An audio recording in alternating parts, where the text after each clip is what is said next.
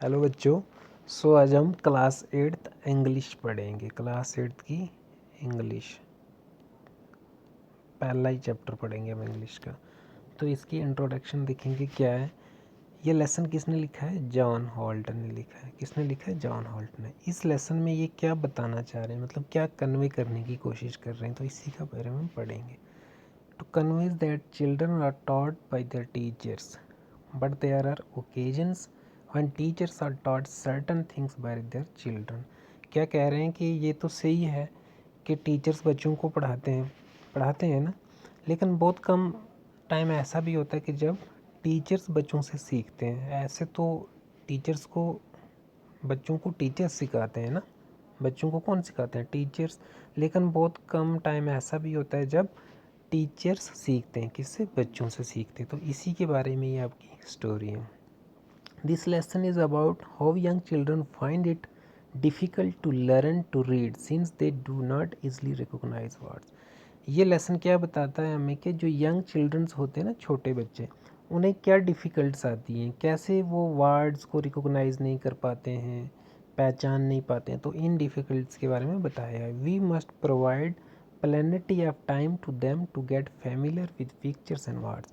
As a teacher हमें काफ़ी मतलब टाइम देना चाहिए उन बच्चों को, जिन्हें नहीं आ रहा है ना, उन्हें टाइम देना चाहिए कि अच्छी तरह से वो सीख जाएं।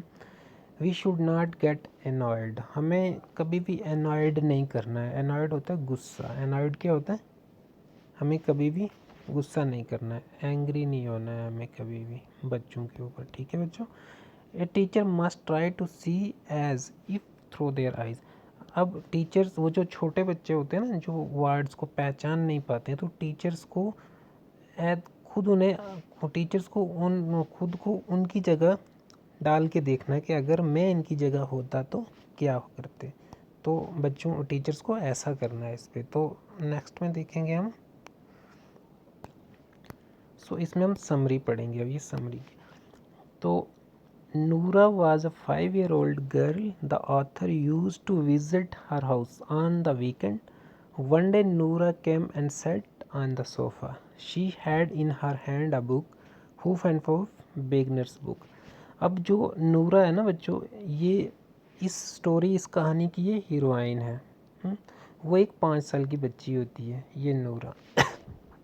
जो ऑथर्स होते हैं ना, ये नूरा के घर आते हैं वीकेंड्स में। तो एक दिन जब ऑथर आए तो नूरा बैठी थी किसके ऊपर? सोफ़ा के ऊपर। और नूरा के हाथ में एक बुक थी, हूफ एंड फूफ, जो बिगनर्स बुक होती है बच्चों। नूरा taught the narrator about the things children do when learning themselves to read, the problems they meet and the ways they solve or try to solve them। अब जो नूरा ये narrator's को बताती हैं कि अबाउट बच्चों के बारे में बताती हैं कि जो छोटे बच्चे होते हैं ना, जो उन्हें प्रॉब्लम आती है लर्निंग में और रीडिंग में, तो वो प्रॉब्लम्स जो होती है they meet the ways they solve. मतलब ऐसी प्रॉब्लम्स होती है कि जिन्हों सॉल्व करना मुश्किल होता है। टू ट्राई टू सॉल्व, उन्हें सॉल्व करने की वो कोशिश करते हैं। To solve their problems a teacher must try to see things as if their eyes. कहता है कि जो टीचर्स हैं ना, उन्हें उन बच्चों की जगह खुद डाल के देखना है कि अगर मैं इनकी जगह होता तो ये प्रॉब्लम्स कैसे सॉल्व करती। मतलब जो छोटे बच्चे होते हैं ना, उन्हें बहुत सारी प्रॉब्लम्स आती हैं। An adult thinks it should be easy for someone to remember that words look from one page to next as he knows the word। एक अडल्ट के लिए तो ये बहुत आसान है, इजी है कि ये सारे वर्ड्स को रिमेंबर करना एक पेज से दूसरे पेज तक बड़ी आसानी से। एक अडल्ट के लिए तो ये बहुत आसान है। But for children it is not easy since they have seen the word for the first time. लेकिन बच्चों के लिए ना ये बहुत मुश्किल होता है, क्योंकि उन्होंने ये पहली बार तो ऐसे वर्ड देखे होते हैं, इसलिए बच्चों को ये बहुत प्रॉब्लम आती है।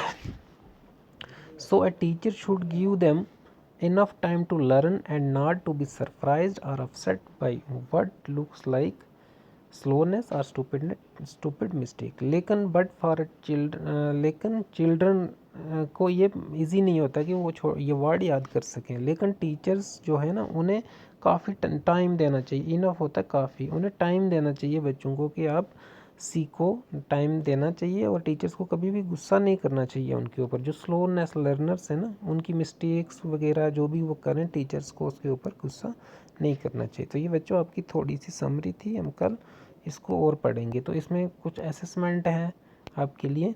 असेसमेंट क्या है कि क्वेश्चन से कुछ, नूरा and her teacher said on the sofa. नूरा और उसके टीचर सोफ़ा के ऊपर बैठे थे, या बच्चों को खुद बताना है। फिर क्या नूरा एक केयरलेस चाइल्ड थी? नूरा क्या एक केयर लापरवाह बच्चा था? ये भी आपको बताना होगा। फिर नेक्स्ट है, teacher should give plenty of time to slow learners. Teachers को क्या बच्चों को ज़्यादा टाइम देना चाहिए जो स्लो लर्नर्स होते हैं? ये भी आपको बताना है। अब स्किप का मीन्स क्या होता है, तो इसका चलो मैं ही बता देता हूँ। इसका मतलब होता है टू लीव, छोड़ देना। स्किप का मतलब क्या होता है? छोड़ देना। ओके बच्चों।